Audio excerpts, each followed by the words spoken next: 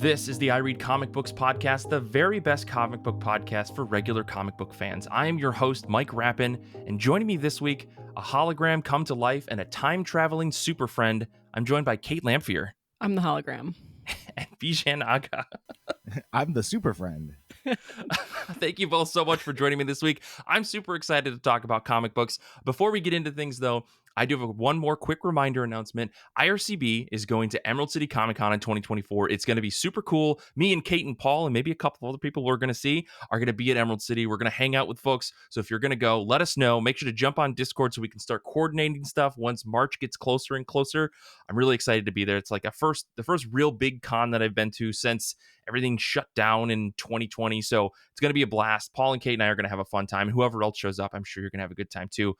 But before we get into things, I guess we have a special guest this week. Bijhan, you're back here to talk about comic books with us. Before, you were here to talk about your Kickstarter that was successful. I guess, could you tell the folks at home a little bit about yourself and what you've been up to? And then we're going to talk about comic books because I'm really curious to know what you've been reading since the last time we talked. Yeah, so like you said, our comic book Cobra Olympus, The Battle of the Blood Golem, got funded. So now it's available on Amazon. And we've been working on some other projects down the line, including a new Kickstarter for a board game and a manga. So we've got this our Jamsheed Studios. We've got a Patreon, and we're doing a lot of cool stuff.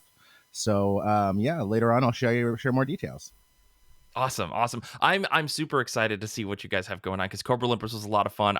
But we'll get into it a little bit later. Instead, let's talk about the thing that we're here to talk about, which is comic books. So I've got to ask my two legally mandated questions, which is how have you been? How have comic books been? Kait, I'm going to kick it over to you real quick.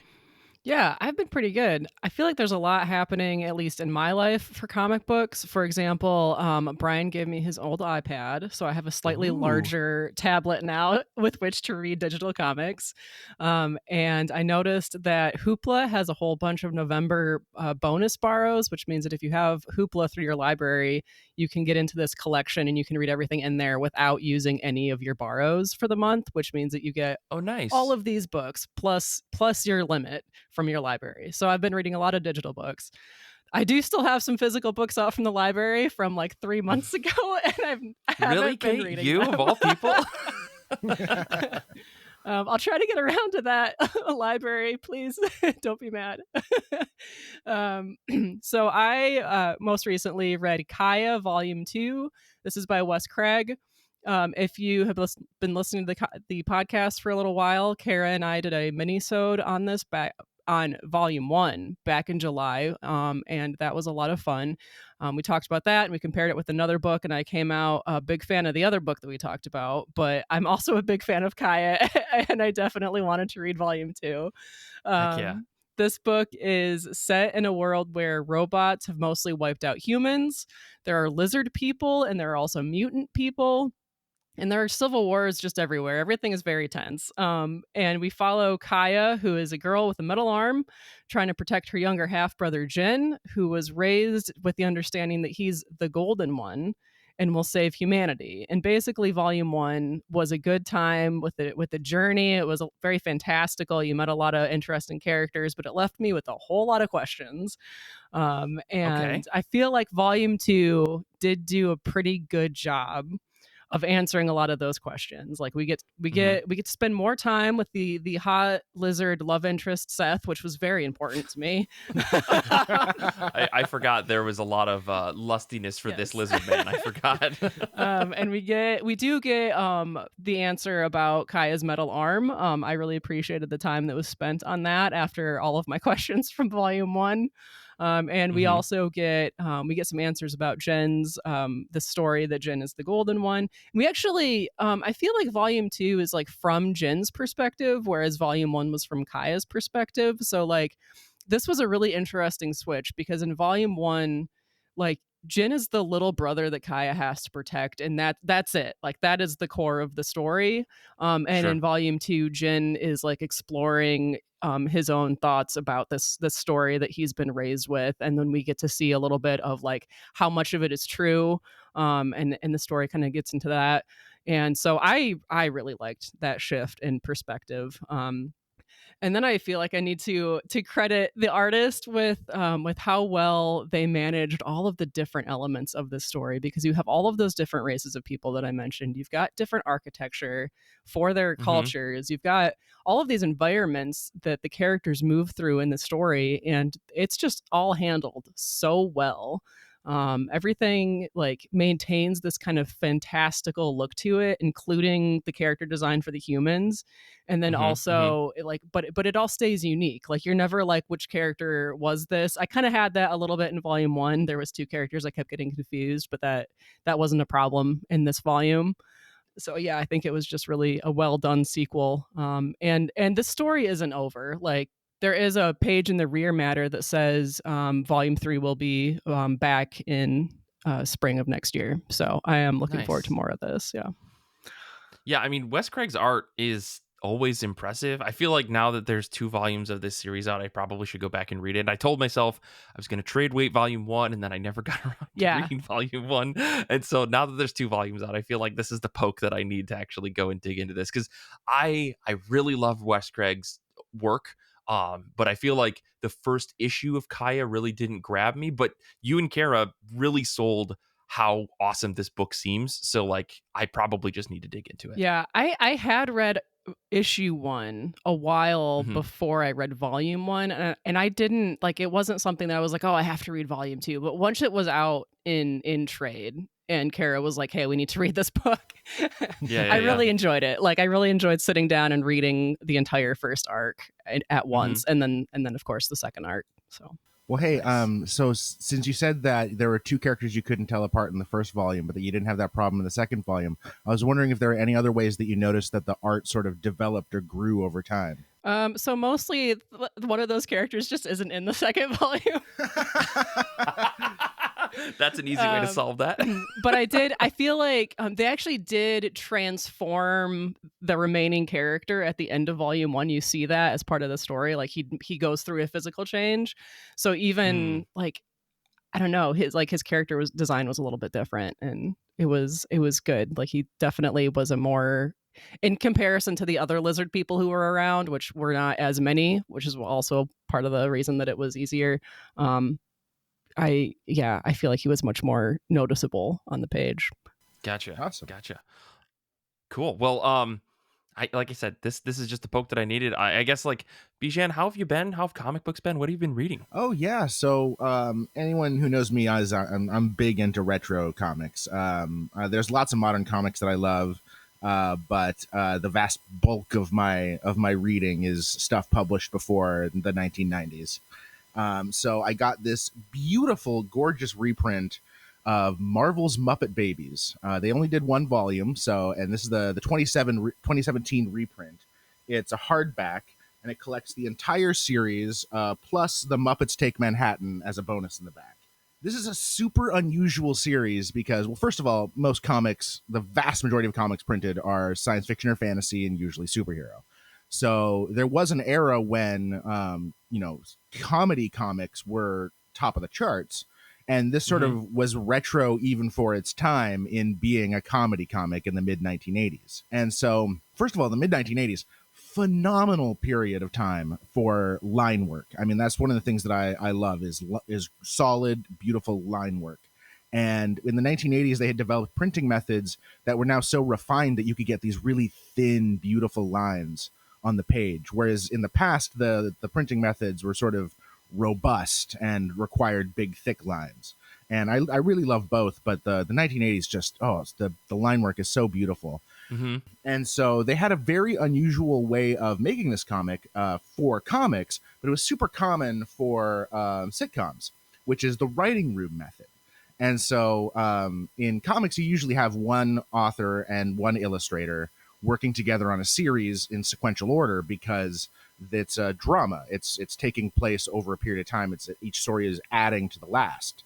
But this was written in the writing room method.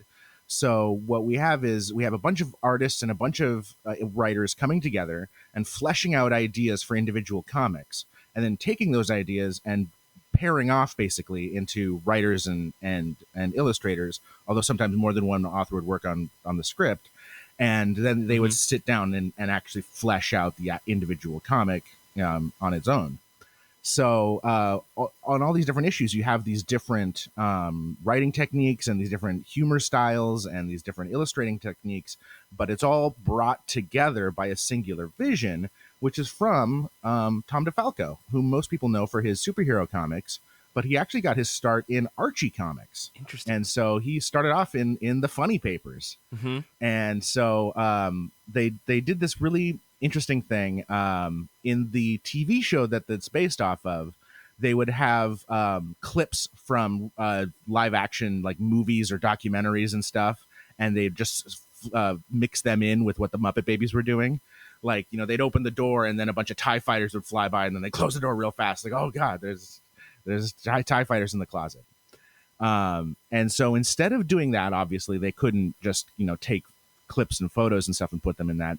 What they would do is they would make do two things. One is they'd take really, really, really different art styles and jam them in with the Muppet Babies. So, for example, so the first issue is making fun of like a horror comic, and so it's like a parody of a horror comic. It's not really frightening, but it's got all the spooky stuff in it.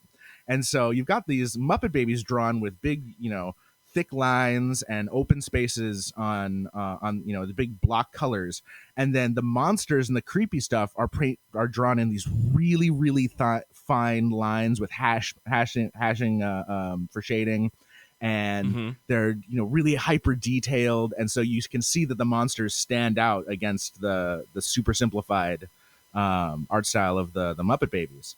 And then another thing they did is it's constant pop culture references. In the second issue, they're flying around on a rocket ship, and everybody's in sort of Star Trek uniforms, but with the diamond shape turned upside down.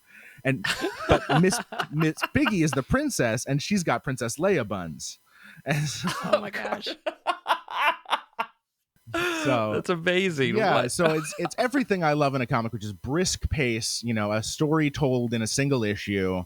It's got, you know, just funny and really imaginative. I mean, it almost has like, you know, people say things have like a dreamlike quality. This has a fever dreamlike quality, while at the same time, every decision is also a very intentional, like, parody of something that exists in life. It's satire of people's preconceptions, of Mhm. you know, simplistic ways of looking at things. You know, especially just by having a baby say, "Well, I see the world this way," kind of implies that that's a baby's way of seeing the world. Right, right. So the last thing I wanted to touch on is it's this very interesting thing in that there's a super meta thing going on. It's a comic book drawn to look like a cartoon that is drawn to look like puppets. So Right, there's this right. very meta thing going on. I specifically bookmarked. There is page 34. Page 34, the last frame on the print, the trade paper, the trade hardcover. It's got Kermit the Frog frowning, and you can absolutely see the little curves on the sides of his mouth where the hard tissue is keeping its form and the felt is morphing around it when they make him make his little sad face. Right, right, right, right. Like there's a hand inside this puppet Exactly. that's scrunching up. And so they translated this meta art of comic imitating, cartoon imitating puppets. It's perfect. The art style is perfect. So that's what I've been reading. Gotcha. I had no idea that this existed, and Nick managed to find the link to like a Marvel fandom where this is. And just looking at the cover of this, I'm like, oh my gosh! One, this brings back like a weird set of childhood memories where I used to watch this show very regular, and two, like I never considered like the level of meta-ness that's happening with this of an animated show of puppet characters, but then in a comic book form, this is like 3 layers deep of like very absurd like presentation of these characters. I love that so much. It's so much fun. Well, let me talk about a book really quick that I read, and I read Monica by Daniel Clowes. This is a very new book from from Clowes that basically is a fictional story about a woman's life from before she was born, very slightly before she was born, to the day she dies, question mark. Like it's kind of hard to interpret the end with that in mind. But Paul really loved this book. Paul was a regular on the show, so I had to pick this up, and I happened to be at Forbidden Planet when Kate and Brian were here, so I grabbed a copy of this and I finally sat down to read it. And yeah, this, like I said, this book kind of follows this fictional character named Monica in significant moments in her life. It's like kind of a story where, like, if you asked for more explanation of all of the things going on in it, you'd almost be kind of bummed because life is very mundane. So the highlighted moments in this book of Monica's life are like the most interesting pieces of her life. And she even notes on that in the narration. So it's kind of like a very weird meta story of her life where she knows that something strange is going on. So a lot of odd things like religious cults and strange happenings with past lives, and maybe some, who knows, like supernatural things going on. You're not really entirely sure because she's not entirely sure. But yeah, Klaus takes you on this really bizarre journey as Monica's terribly too real life spirals from childhood to adulthood, kind of knocking against some truly odd but almost real moments where, like, we've all experienced weird things and coincidental things, and maybe you don't think about them too much, or maybe you think about them too much. And I really liked the way that Klaus took this idea and turned it into like someone kind of just telling their story of their life and all the odd things that happened to them that they could remember. And Monica frequently goes, I think this is how this happened, but my memory, I'm piecing together from when I was a little kid and what other people have told me. It's this really interesting thing that I feel like almost like it's like a documentary that ends in such a bizarre way. I like almost was expecting some exclamation of, this is why everything that I'm telling you is important, because this is a fictional comic book that somehow should tie up in an interesting way. And the final pages of this book slapped me in the face. I was so blown away by just the strange way that this entire book ended. And it is very eerie. It's very like kind of gives you chills in the last couple of pages. But the thing that really struck me about this book was there are some panels and pages of like really just incredible narrative, like, I don't know, like impactfulness that I felt. Like some of the stuff that Monica says as she's describing and relating all of these strange things that happen in her life, are like, if you pull this out of context, like this is an incredible life lesson that only someone who's lived many years on this world could really understand. And the way that he conveys it through Monica in relation to what's happening in the story is fantastic. But like, I don't know, I really felt like there was some profoundness in a lot of this book through Monica's narration in reflection on her life that I thought was really good. So yeah, I don't know, this is a big book. It's really wild. It's in this style that is definitively Daniel Clowes, but very much feels like a style that I would only ever relate to Fantagraphics books at this point, that feels very like 50s and 60s, like high detail, very like intricate line work, with like a very flat color palette. And yeah, I don't know, this book is just fantastic. It's a really good read, and I tore through it in like one sitting just because I couldn't not find out what happened next to this character, because every chapter of this book is so bizarre and you're like, how does this book keep going? Monica keeps getting older. I need to see how her life finishes. Like it's I don't know, it's such a great read. So if you get a chance to grab this, I highly recommend it. It's a little pricey, like I said. It's a very big book, but it's totally worth the space on your shelf if you can get this, because it's a fantastic monster of a comic book, and I really liked it. So I don't know, I feel like you could say that about a lot of Klaus's work, but this one feels like the most surreal to me, which is maybe saying something. Well, I always ask this as my favorite question to ask about any comic book that I can't see in front of me, which is, how do you feel the artwork contributes to the themes of the narrative? I think like Klaus's ability to portray real life in his specific cartooning style has an almost like surreal feeling to it in the first place, because his artwork is not the same style of like your traditional like Marvel and DC comic book creator, right? Like there's not a lot of like action and I hate to use this word, like kineticism in the way that he draws. So you feel almost this Twin Peaksy vibe the entire time because everything is so just like flat and static. And so when the stranger moments of this book happen, seeing his art trying to depict these like more action oriented or more like surreal things, that go beyond just the realisticness of life, it really kind of puts you out of your mind. It doesn't take you out of the book, but it puts you in like a different headspace than where you were a couple pages previous, where you're just dealing with like a young woman laying on a bed listening to music, and then all of a sudden something very strange happens. And I'm trying not to spoil the book. It like you really start to think about all of the previous pages that you've read, and you're like, was there something stranger in this page that I didn't see before? So I don't know if that answers the question, No, wonderful, but like yeah. I feel like his art style really nails real life very well. And so when things get strange, oh boy, they get real strange real fast. It's really good. That reminds me of, I'm from the Pacific Northwest. I'm Seattle specifically, but West Seattle more specifically. And there's this very similar thing. You're talking about Twin Peaks and also to a degree anything like Napoleon Dynamite, where there's this strange stillness, right? It's a very Pacific Northwest mark, I feel, and that's something that we've exported successfully as sort of a cultural product. Because if you ever get a chance to read some old zines, especially the 80s black and white Xerox zines from the Pacific Northwest, you're going to see a lot of those like long, steady, big shots of like still locations and that really intense pseudo reality, the illusion of reality. Like you blur your eyes and you might think it's a photorealistic picture. Then when you actually look at it, it's pretty block, colors and block, or in the Xerox ones, just black lines. And so it's, I feel like that's something I recognize as a Northwesterner. Yeah, no, I think this is the exact kind of feel that Klaus's work depicts in a lot of cases. So yeah, maybe you like this book. I think you might take this if you can get your hands on it. But Kait, I guess let's pop back over to you. What's one other book you've read real quick?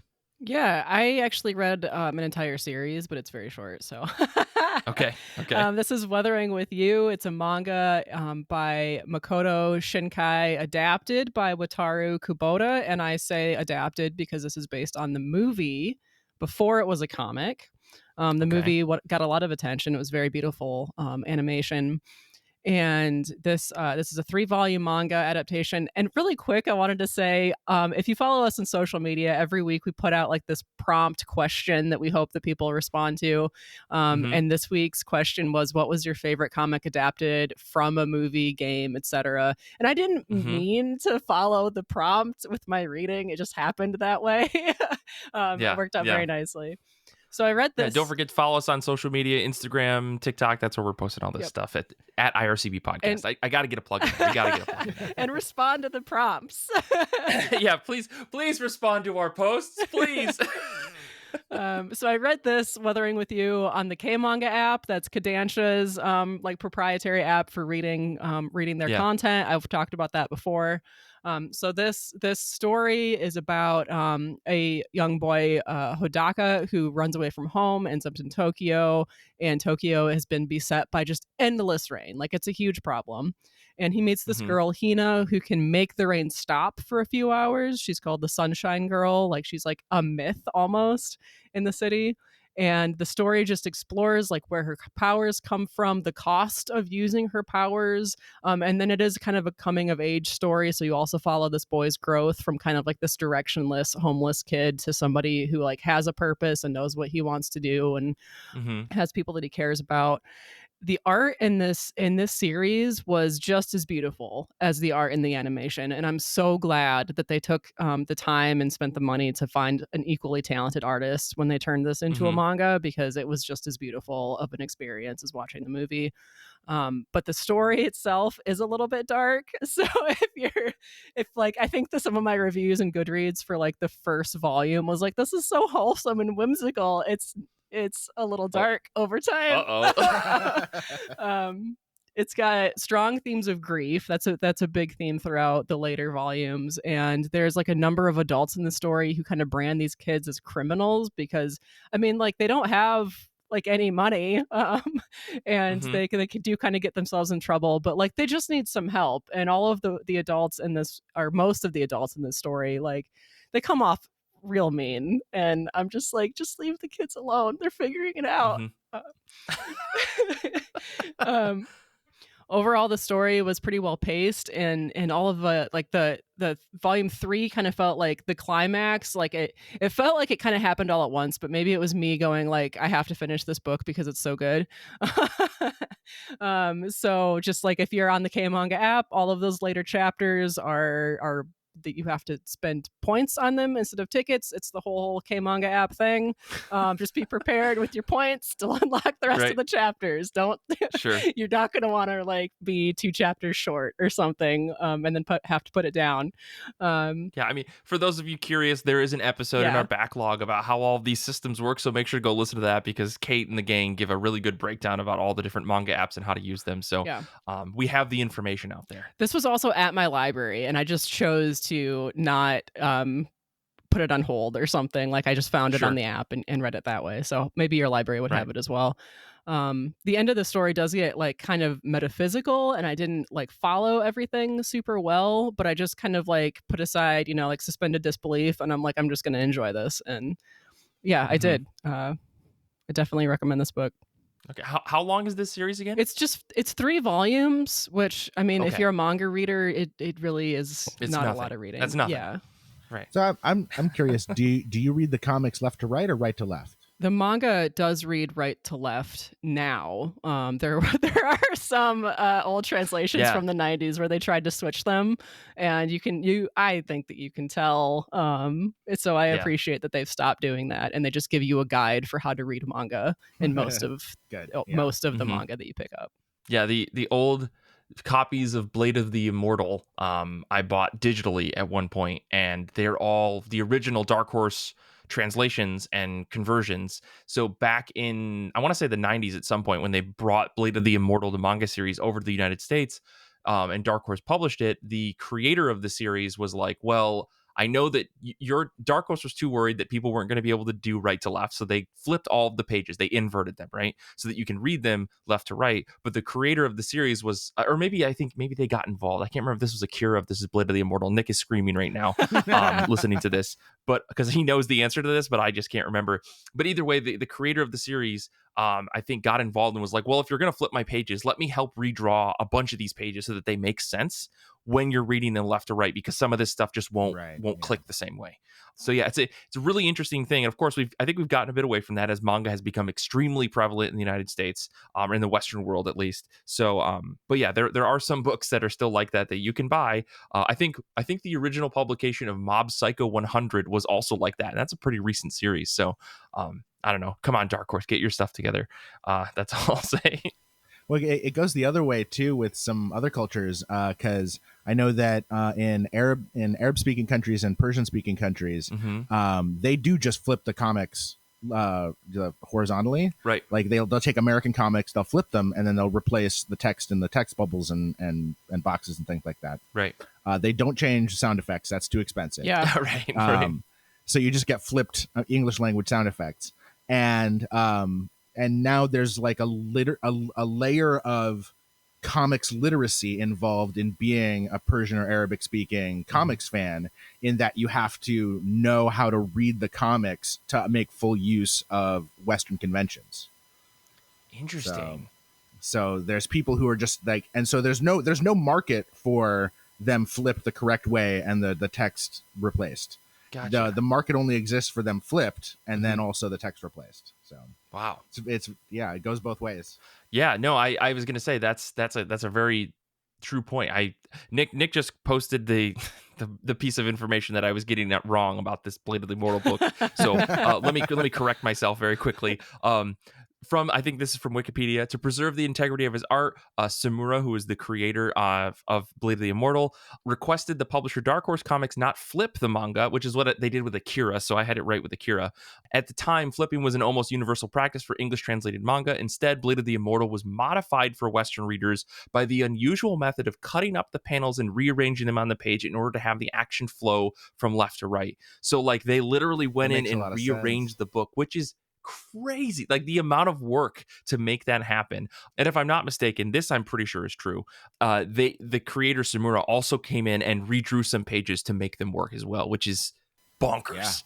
But anyways, yeah, that's an interesting thing. I don't know if I've ever seen a Western comic in like an Arabic script or something like that. I didn't realize that they would do the whole flipping, but that makes sense given the language reads in a different direction. So yeah, more to dig into. Maybe we'll talk about that in the break or whatever. But let me talk about one more book before we go into the break, and that is Time Before Time, number 29. This is the series finale, which I had completely wrong. I thought there were 2 issues left. Turns out there's only 1 issue left.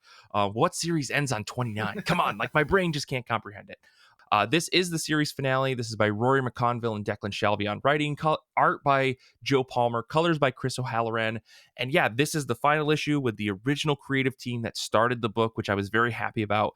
I honestly couldn't say there was a better way to end this book, given how the previous arc kind of wrapped itself up with this big question mark of where is this one character, where is another character, and I'm being so vague because God, you all need to just go read this book. It's like my favorite sci-fi series to come out in the last decade. But yeah, there are a handful of kind of question marks that issue 28 left us with in terms of where does everybody end up in time. And I love the way that this book, this final issue, kind of beat around answering those questions until some of the final pages that I think as a longtime reader, I kind of saw coming, but I was very happy that it wasn't just blatantly thrown on the table there. And I like how the final issue really wraps around back into the first issue, because when a series that involves time travel happens, that's kind of a thing that's going to come up. Pieces are going to loop back on each other in some way. But the thing that has been consistent about this book since its debut is that it uses time travel in a way that doesn't try to get into the weeds of sci-fi in order to create a compelling tale of a slightly bleak look at the future, where even with the power of time travel in our hands, people are still just people who simply wish to live a decent life. Like, I think we get this with other stories. I've compared this series to Looper many times. Looper, I think, for better or for worse, also kind of nails the same feeling.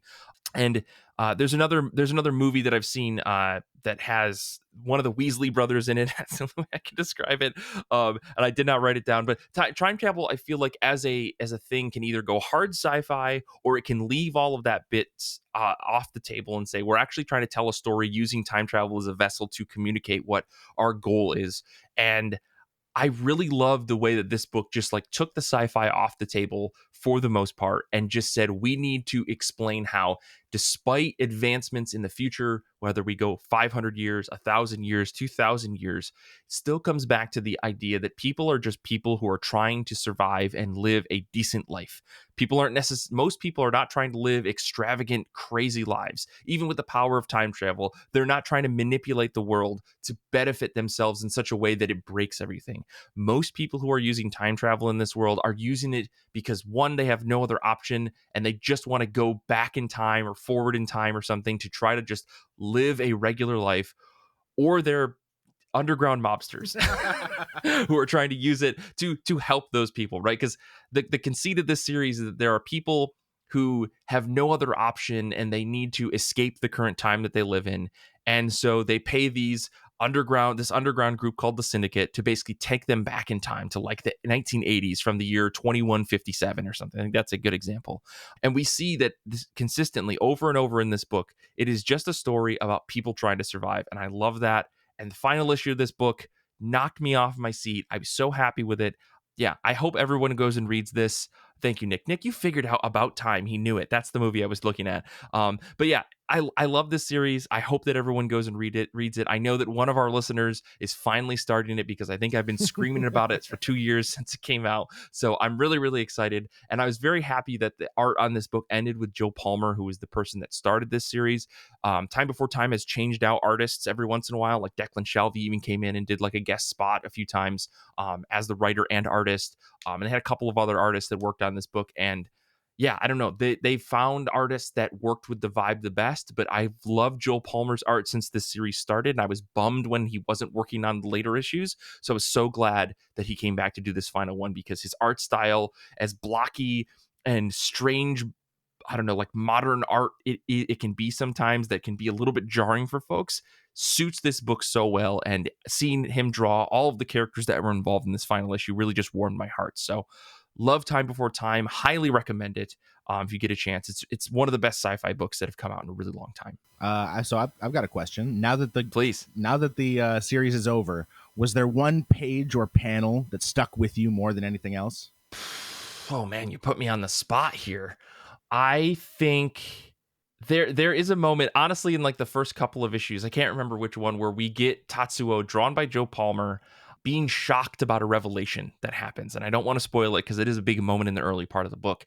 When we get that revelation and we get his look on his face, the way that Palmer draws everything is very blocky and big, but the way that he draws faces is like a a Renaissance artist who's like trying to put every intricacy of emotion in someone's face. So it's almost like it's like a whiplash of like this really blocky kind of non-detailed art mixed with this extremely detailed face, and that will always sit with me of like, oh, this book is not about time travel, it's about people. Like, I keep saying that over and over, but that's great. that's definitely up there for me. With that, let's take a quick break, and when we come back, we are going to talk about what's on the top of our pile. We're going to talk to Bijhan a little bit about what's going on their end of things. So we'll be back in just a second.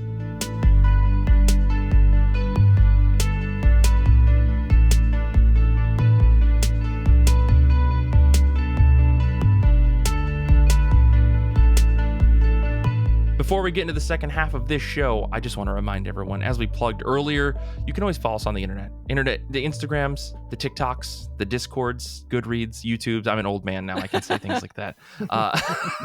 But as always, at IRCB Podcast, or you can check out all of our stuff at ircbpodcast.com. We've got like all the latest merch and info about the podcast. As well, you can follow us on Patreon at patreon.com/IRCB Podcast. You can follow us for free and get all sorts of updates there, as well as subscribing to the Patreon and get access to hundreds of podcast episodes such as A Better Batmobile, Mike and Paul read Doom Patrol, Book versus Book, Saga of Saga, Giant Days of Our Lives, so much more. Go over there to patreon.com/IRCB Podcast to follow us today. Now, let's talk about books that we're excited to read next. Comics that are on the top of our pile, whether they're new or old or something you're just looking to read off of your shelf or from your library. Let's talk about it. I think let's kick things over to you, Bijhan. What is on the top of your pile this week? So absolutely, as soon as I'm done with this Muppet Babies collection, I'm moving on to something that's been gathering dust. Well, not physically, in my Comixology account. Okay. So I got the Justice League Omnibus Volume 1 in 2014 when it launched, and I did not get past the first issue because other things were catching my interest. But I just recently caught some artwork from it, and I was just so blown away by it. It was primarily written by Gardner Fox. Other people helped out here and there, and it was eventually taken over by someone else. But Gardner Fox was the genius behind the first, couple of years of the stories. And it's an absolute shame that he is not mentioned as frequently as legends like Jack Kirby and Steve Ditko and Stan Lee, even because of his writing capacities. So, Gardner Fox was an absolute fundamental figure in how we now view comic books, especially the transfer from the golden age to the silver age. Gotcha. I mean, like we really think about when we talk about it academically, we always put it on that first issue of Fantastic Four, but Gardner Fox's contributions in Justice League are just as important to the transferring of tone and taste and art style. So anyone who knows me from the last podcast or any other podcast I've been on knows that my canon event for loving comics is that I went to the library, and because we didn't have enough money for new comics, so in the 90s I was reading black and white reprints of Golden Age and Silver Age comics in these big chunky paperbacks. And so that's what really kicked off my love of comics in general. And one of the things I read was a collection of old Justice League comics. And it wasn't this particular collection because the Justice League actually had their own stories. I think it was World's Greatest Comics, but don't quote me on that. But they had a couple of stories before they got their own comic. And so this omnibus collects that, but the one that I read as a kid did not. So I actually okay.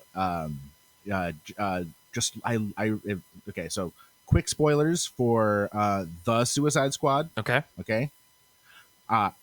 Starro ends up being the final enemy in that movie, And so Starro the Conqueror was just such I was blown away by the ingenuity of the character, and to find out that it was the original 1970s or 19 no it was 19 well God how it was the 1950s, wasn't it? The original villain for the Justice League. That he was the one that brought the Justice League together in the first place. That was just blew me away. And so now I'm really excited to go back and reread these, knowing the historical context, knowing the character of Starro, and like because Gardner Fox's contributions to comics I'm just learning about, because he's not really mentioned as often. So I'm really excited to now that I know more about his contributions, go back and actually see it in action. Yeah, so I'm guessing. So you're saying this is like a major collection of like golden era and silver era comics, or is this like in that transitional phase, moving the? It's in that transitional phase. Okay. So so the Gardner Fox was on the book for years. So but this is the collection that starts with their very first stories being called the Justice League. Gotcha. The idea was that there were several characters that were really selling comics. There was Batman, Superman, and Wonder Woman. And then they had a bunch of other characters that were doing okay, but they felt could do better. So the idea was to create stories that had their big heroes teamed up with their smaller heroes, to show off how their smaller heroes like Aquaman, the Martian Manhunter, how they could contribute to the team and be their own standout characters. And it absolutely worked. I mean, they're now legendary characters that no one can do without in their DC interpretation. Right. So it was a great idea to team up their most popular and least popular heroes as a way to create fusion. And again, now that Marvel is this huge movie studio and so dominant in the box office, we now have this tendency to think of Secret Wars was the first crossover that Stan Lee like pioneered an integrated universe. Sure. When we really got to give it to like the real first crossover was Namor versus the Human Torch versus the Human Torch, and that was Bill Everett. And they were pioneering the idea of doing these crossovers. Secret Wars was the first crossover comic that we think of as a modern crossover comic. But the idea of taking popular figures and unpopular figures, putting them together and making a story, I mean, Justice League did that first. It's really interesting. I haven't read all the issues, and I haven't seen them in color at all.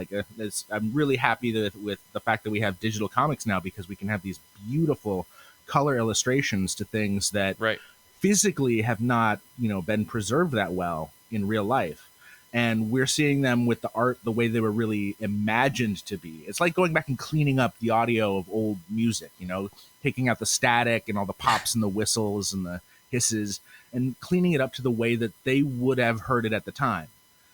So it's the restoration process. It's art restoration, and it's preservation. So I'm excited.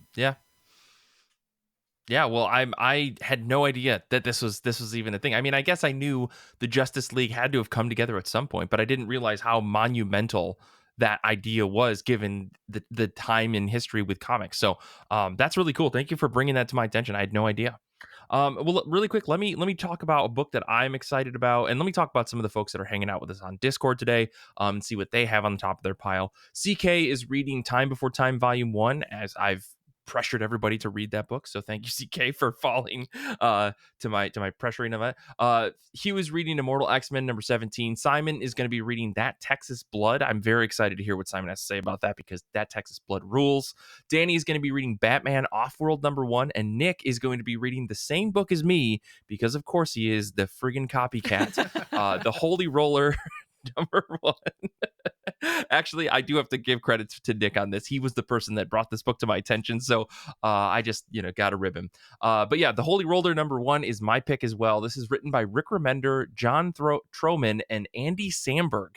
Art by Roland Boschi. This is a wild book for an idea. I can't believe that Joe Troman from Fall Out Boy, Andy Samberg of, I'll say, The Lonely Island. I'm sure you know who Andy Samberg is, and if you don't, Google him. You've seen his goofy little face, and our good pal Rick Remender have all teamed up together to tell the tale of a bowler turned vigilante whose whole deal is to kick the ever-living shit out of neo-Nazis, and I can't support that enough.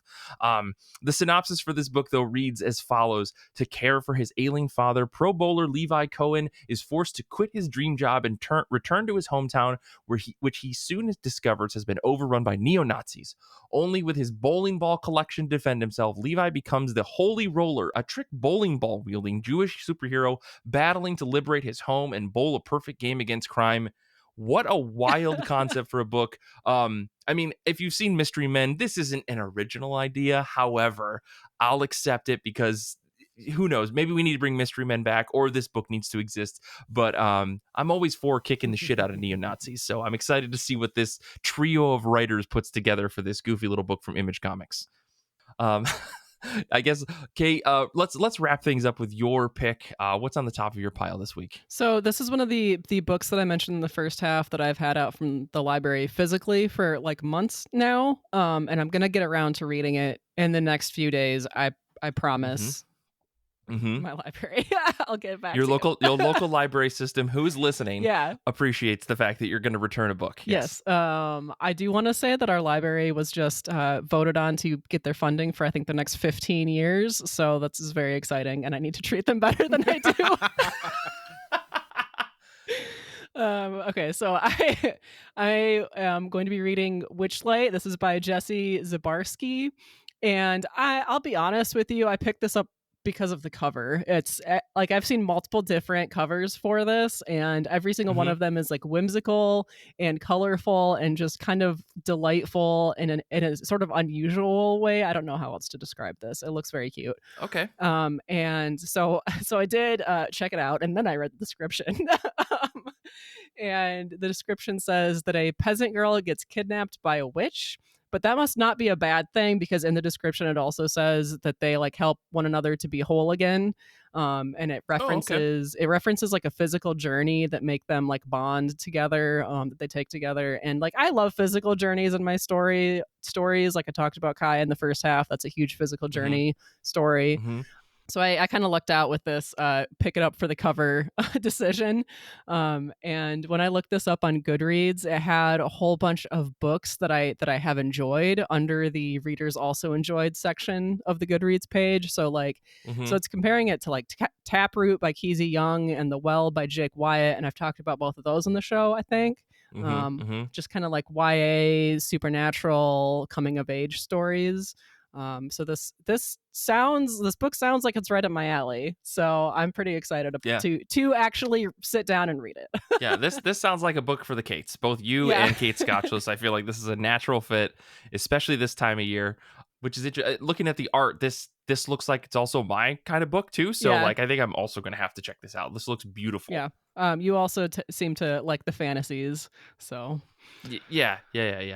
Well, yeah, I'm very excited. Of course, I'm surprised that we got through most of November without someone bringing up some sort of witchy book. I feel like maybe they did. Maybe around October. I don't know. My memory is not what it was. But no, that sounds really, really exciting. I guess before we wrap today up, Bijhan, do you want to tell us what's going on? What you've been up to? I know you mentioned a little bit at the top of the show, but you've been working on a comic and you're working on a board game. I guess like what the heck are you guys doing over there at Jamsheed Studios? It sounds like it's everything. Yeah, so one of the great things about our studio is the fact that it's 100% Patreon funded. Okay. And means that we can make creator-owned media. So we're trying to solve a lot of the problems with studio-owned media. And it gives us a huge amount of creativity and liberty, and we basically can authorize projects that studios never would, because their goal isn't to just make a bunch of money. Their goal is to make meaningful art. Gotcha. So we're able to take risks on stuff that may not be the most popular, but that will be really meaningful to the people that get it. And so that's why we made Cobra Olympus, Time Wars, The Adventures of Cobra Olympus, the first issue, Battle of the Blood Golem. We did a Kickstarter for that, and it was totally successful. All the issues have gone out, and I think, Mike, you actually got your copy? I did. Yeah, it's a really beautiful little book. Yeah, thank you. And now we have a deluxe edition available on Amazon. You can look it up by Googling Battle of the Blood Golem. And so if you get Battle of the Blood Golem on Amazon, it's the deluxe edition. It's thicker paper. It's not a floppy, right? So we got the beautiful first edition floppies for the Kickstarter, and they had a gold border around the cover that is not going to be available on anything else. It'll never be available on any other Cobra Olympus merchandise except for other first editions. Okay. So the deluxe edition has a full art cover. It's got little extras in the back. It's got concept art, so you'll be able to see the concept art that we drew for the first edition. And so that one's a heavy paperback, and that's on Amazon.com right now. Battle of the Blood Golem, and now we're doing a Kickstarter for a board game set in the same universe. So in the same universe of time travelers dueling with vampires, we're now going to have a starship simulator. So it's simulating starship combat. One player will take on the role of the humans. One player will take on the role of the vampires. And you maneuver ships around planets. And you also have access to demigod-like beings who are equipped with all kinds of technology. And so there's this chess-like strategy element of moving from planet to planet, trying to conquer them so that you can win the game. But then there's also this poker-like element of using cards to try and bluff your opponent or outright win combat using different icons. And so the icons simulate different things like using ship-to-ship weapons, using drones for closer combat, and even boarding the other player's ships and taking them for a prize. So that's interesting. So that's Time Wars Stellar Assault. And we're going to be going live with that on December 1st. We'll be having our Kickstarter for that. Cool. And the artwork is going to be provided by the same person who is working on our new manga project. I can't say too much about it, but we have an Asian artist who is going to be working on an original concept with, it's going to be a detective mystery that takes place in the deep future. But we're working on the concept now with a group of authors. And it's going to be a classic manga. It's going to be just black and white, and it's going to be drawn in the very well. I don't want to give away too much, but we're going to be drawing from some very classic sources, not limited to, but including Cowboy Bebop and hack sign. Yeah, I'm not the expert on manga. The other people are. I'm just helping with the editing. There's a couple. I think Hack Slash is a series. I think that got published in the United States, and Dot Hack I think is another Dot Hack Sign. Series. That's the one. Dot Hack Sign. Yeah, that's what it is. Yeah, that's the one. I was shown the pages, and I was like, yeah, that's gonna work. That's going to be very awesome. Cool. Awesome. So yeah, we're putting together a guide for that right now. So yeah, and all of this is funded by patrons at patreon.com/Jamsheed Studios. And with that, you get a really cool behind the scenes. Right now, people on our Patreon are seeing the first pages of Cobra Olympus issue number 2, Robot Rumble. And so there's a boxing match that only our patrons can see in our monthly newsletter updates. Nice. And our final project that we're working on is something that, again, is totally impossible without the use of Patreon. It is a fan project where we are making a ROM hack of Pokemon Emerald and turning it into a Digimon game. Oh my gosh. What? We are changing the way that the evolution works. We are changing the way the moves work. We are changing all of the types. We are creating an original story with a morality system and multiple different endings. You will be able to talk to your Digimon. They will be able to talk back to you. And the choices you make will affect the outcome of the game. Wow. And so we have all of our sprites that we're working on available on the Patreon. We have the story laid out in a design document. So people who are members of our Patreon can even get their original characters entered into the game. Just talk to me about it. So wow, that's awesome, dude. I a ROM hack of Pokemon to make it like that's crazy. That's amazing. I love it so much. Well, cool. We'll make sure to put all the links to that stuff in the show notes, so folks can check everything out.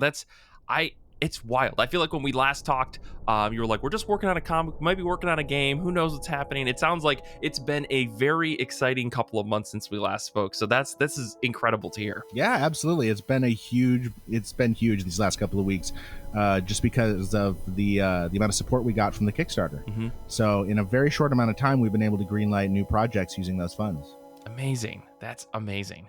Well, Kate, I don't know, any last questions, any last thoughts before we wrap up here? Bijhan, you come up with fantastic follow-up questions when we talk about comic books, much better than I do.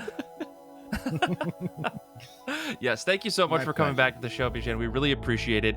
And yeah, as I said, we'll have all the links to everything in the show notes, so make sure you all click on those and check them out. Sounds like a lot of really cool projects coming in the near future on Patreon, on Kickstarter, everywhere. So I'm really excited to see where all this stuff goes. I guess to wrap things up for us, next week, I'm going to be chatting with Alex from the Opinions May Vary podcast about Alex's new audio drama series called The Starwell Foundation. And those of you on our Discord probably already saw this, but in 2 weeks, Paul and I are going to be talking with the one and only Ed Brubaker on the show, live on Discord as usual, as we do things. We're going to be talking about Ed's new book, Where the Body Was, plus comic books. We're going to go through whatever Ed's reading recently, which is going to be very exciting. So very, very hyped to do all that stuff. Really excited to have a week off next week for the holiday. But yeah, I guess for now, Infinity Shred is the best band in the universe. They do all of our music. Zander lives in the forest, sipping tea from his tiny toadstool home. I want to say thank you to Bijhan for coming back to I Read Comic Books to chat with us. Thank you to Kate for being on the episode today. Thank you to Nick for proof listening. Thank you to everyone who's listening live on Discord. And if you got this far on the episode, thank you. You're a fantastic human being. Until next time, though, comics are good, and so are you.